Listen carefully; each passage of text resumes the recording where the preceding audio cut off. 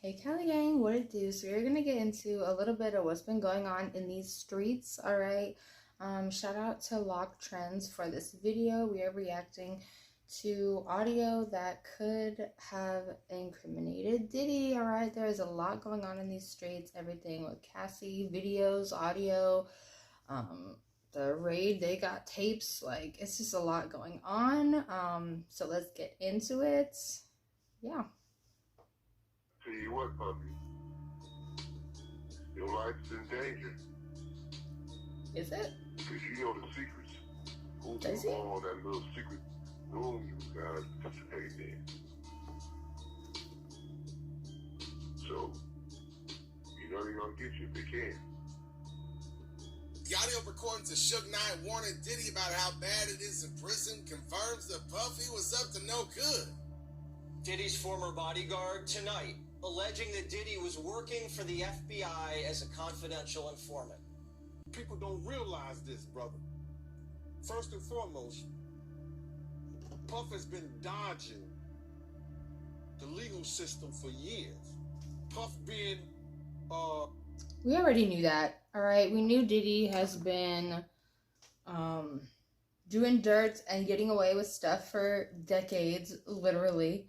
And we just can't wait to see how this plays out. All right, sorry for the side note, but let's keep it going. and this is documented. Puff being a CI for an FBI agent, they was taking some papers up to the FBI stuff, like when they was here in New York. They was taking paperwork up there and stuff like that. Don't know what it was, but later on found out that he was a CI. Now, Primetime can't confirm this, but if Diddy was an FBI informant, it explains why he was giving a pass to wreak havoc, according to his producer's lawsuit. That part. What Diddy wanted, Diddy got. All while he was cozying up to Hollywood figures like Harvey Weinstein and becoming a major voice in the Democratic Party with his vote or die campaigns for Kerry, Barack, Hillary, Biden, getting souls to the polls. For 2 decades, Diddy thought he was untouchable. But now he's had his house raided, tapes confiscated, and the feds are zeroing in on his flight records. Diddy's world's crumbling. The rap industry's warning him that his clock's ticking. Infamous death row executive Suge Knight, serving time for a fatal hit and run, is warning the Brother Love handle won't fly in prison. I tell you what, puppy. Hold up. The fact that Suge Knight took time out of his busy schedule that he has, the yard time and hitting the books, he said, I need to get some things off of my chest. Boy, bye. Nobody asked for this. Nobody asked for you to come to the table. Nobody asked for it. All right.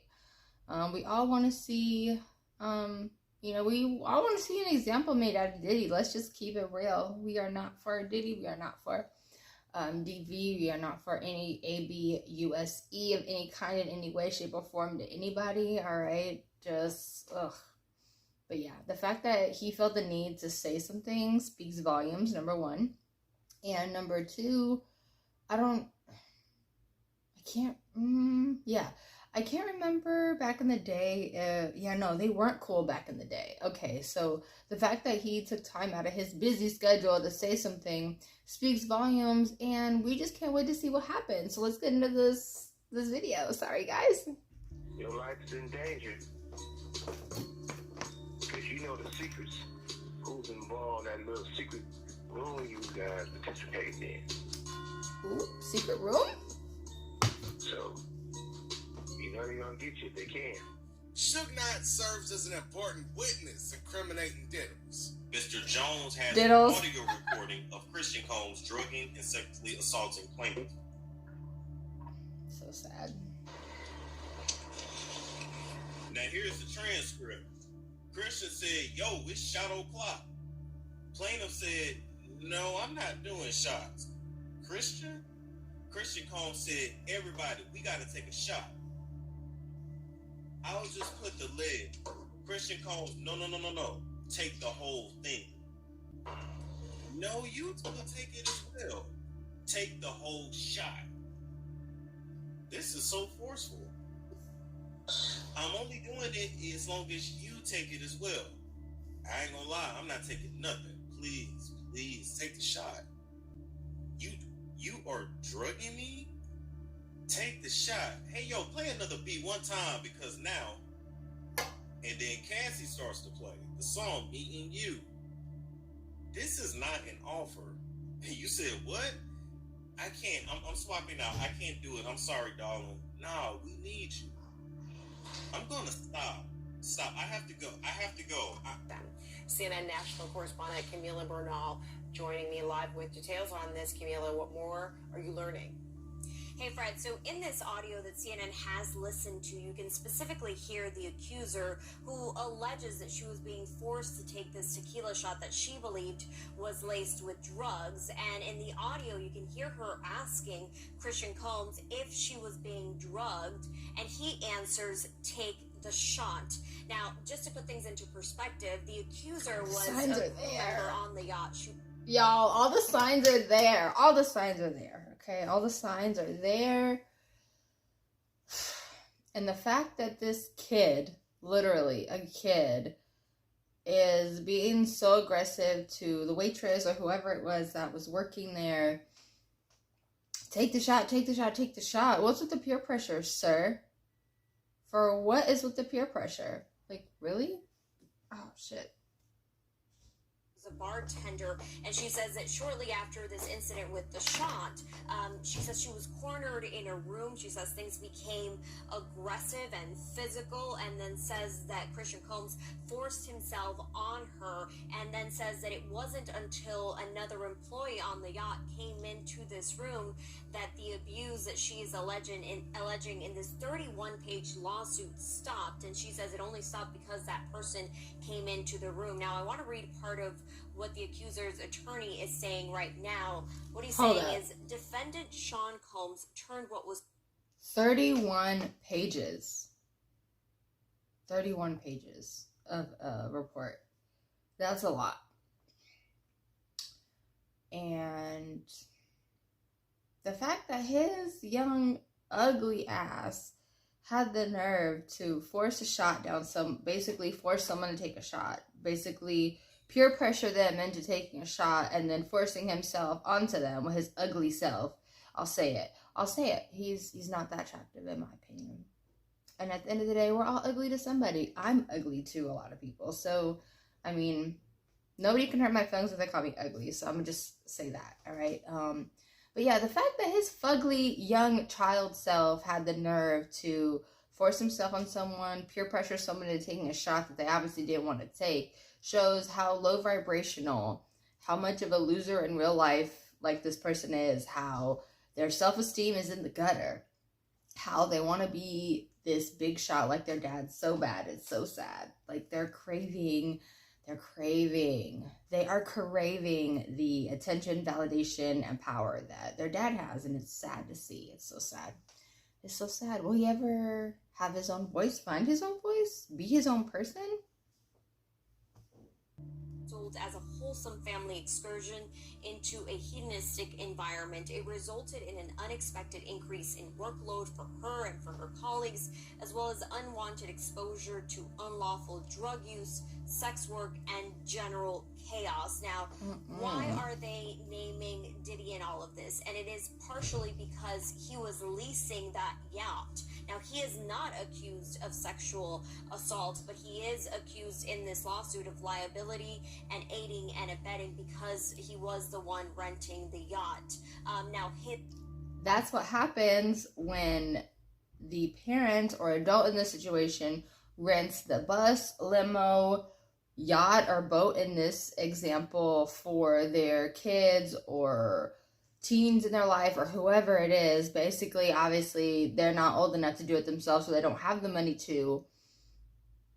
He's responsible. So therefore, they're coming for him because technically you signed the lease or you signed the rental agreement for this property or boat or whatever it is to ensure that everybody is safe. You're being responsible. And obviously you weren't being responsible, and obviously nobody was safe.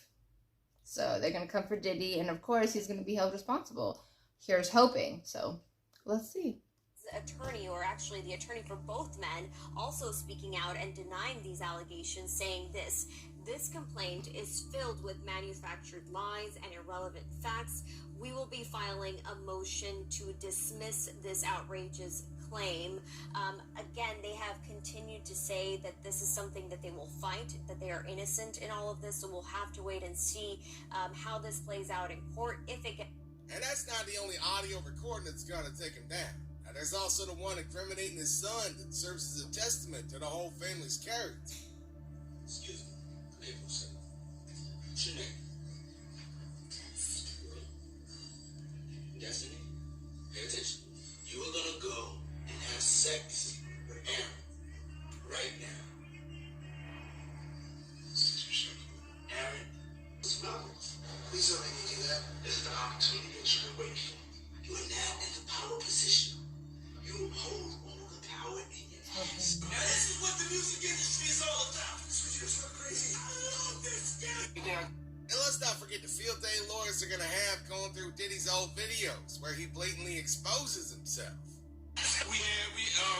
Y'all, pause. Doesn't that look like an adult toy on the bed? Right there. Zoom in. Right there. Boop. Right there. Zooming in. Right there. It looks like an adult toy on the bed. Okay? Just gonna say that. In a party full of people, room full of people, house full of people, adult toy on the bed. Alright, let's get into it. I'm gonna sit on the bed at night, no homo, no, just don't get close to the bed. Don't get close to the bed, but it's just like, yo, we want to thank you for hosting the thing, man. It's been a pleasure. You didn't have to do it, you did it. No, I definitely didn't have to do it. I definitely didn't have to. No, you didn't, Kevin. You didn't. I'm not getting in the bed. Shout out to him and what he did. I'm just gonna, if we can, let's just put the camera a little this way, just so we're not, I don't want my shot to even, like, I don't want it to come close to the bed at all. I should look like he fresh off a goddamn plane.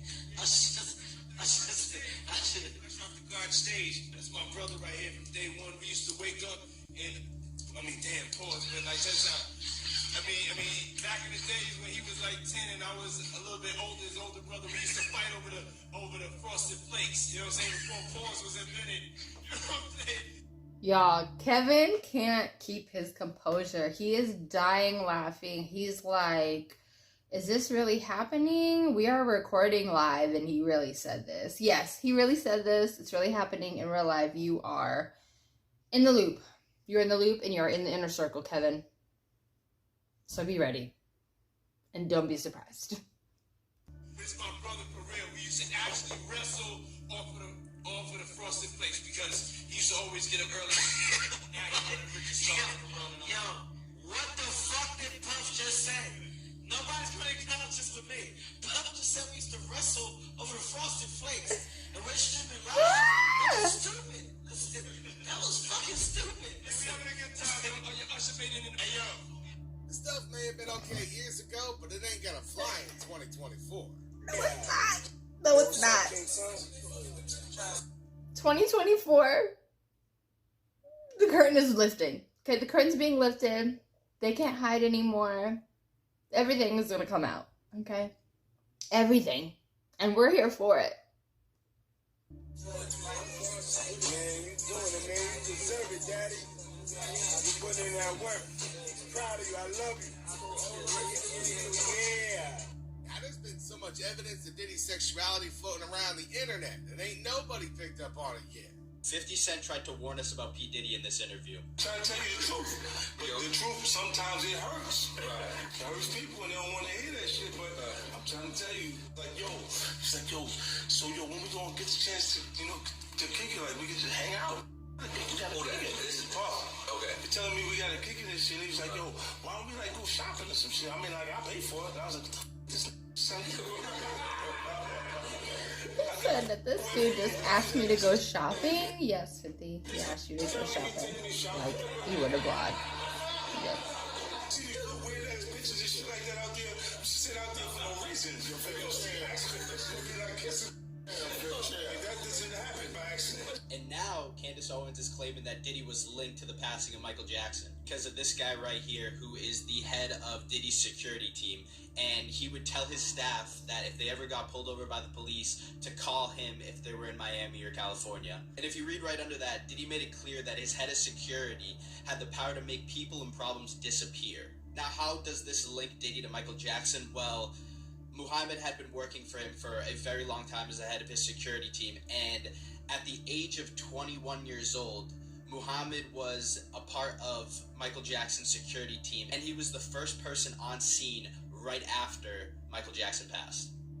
Diddy's lawyers made a statement yesterday saying that there was a gross use of military force when raiding his houses and that he will not be detained. He's actually innocent and he's going to continue to fight to clear his name. So why is all of this happening? Last week we had Dan Schneider. Now we're getting P. Diddy. Are we going to get someone new next week? What are your thoughts? Diddy better watch out for all the people who've had a bone to pick with him all these years. Jones lived and traveled with Diddy for 13 months. The complaint states Mr. Jones was sexually harassed and assaulted by Mr. Combs. It also states Mr. Combs required Mr. Jones to solicit sex workers. The complaint goes on to claim Diddy has hidden cameras in every room of his homes. And that is so creepy to think about. He literally, this is what I'm pretty sure what happened. I'm gonna just keep it G, all right? Pretty sure he went to the Playboy Mansion because he was a frequent at the Playboy parties. And he saw how Hef was living, what he was doing, cameras and all that. And he said, I want to do that. I want that life. I want the girls around me. I want cameras everywhere. I want this. I want that. So he did it. And it's creepy to think about. There's no privacy anywhere. Anywhere. Maybe not even in the bathroom. It's crazy. All right, let's finish up. There are recordings of celebrities, music label executives, politicians, and athletes in compromising positions. The number of celebrities who come up in this lawsuit who, according to this plaintiff, were involved in or have information about some of this really salacious and allegedly criminal conduct on the part of Sean Combs. The lawsuit refers to Diddy's chief of staff as Ghislaine Maxwell, who was found guilty of recruiting underage girls for Jeffrey Epstein. Seen these cases before with high-powered, affluent individuals, but again, at this point, these are allegations, and perhaps we will see this matter move from civil to criminal. Earlier this year, Diddy's former longtime romantic partner, Cassie Ventura, accused him of rape, sex trafficking, and physical abuse. After Diddy settled that case, other women filed similar lawsuits. Diddy posted his Enough is Enough statement on Instagram.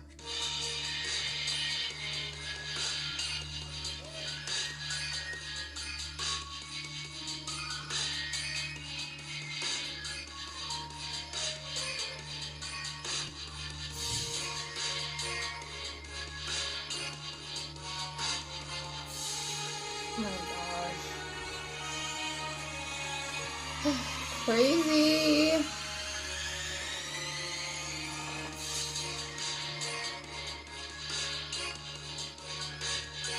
Wow. Prince Harry. Each complaint filed against him reveals more and more victims. So many that it's difficult to say that they're all lying at this point. Y'all, they're right. There's so much evidence, so many people coming out, and I have to say, like, you cannot believe a rumor if you hear from like 1 or 2 people, but 10 people, 15 people, 20 people say the same thing. There's some validity. There's some validation to that, okay? That's the word I was looking for, validation. All right, there's some validation with that. All right, let's just keep it real. But yeah, I appreciate you guys tuning into this reaction. What do you guys think? I honestly feel bad for Cassie and everybody that is and was had ABUSC under his hands, his direction, his anything. I feel sorry and I'm heartbroken for them. I know a couple people, one of my closest guy friends, his family is in the industry and stuff, and he used to tell me so many crazy stories. about the parties and Diddy and like all these people. And I'm like, no way, no way. And it's just like all this stuff coming out. I'm like, yo, the homie was not lying. He was telling the truth. He was telling the truth. Like, I would sit there and I'd be like, oh, I wish I was this person, or I wish I was that person. I want this, I want that out of life. I want this.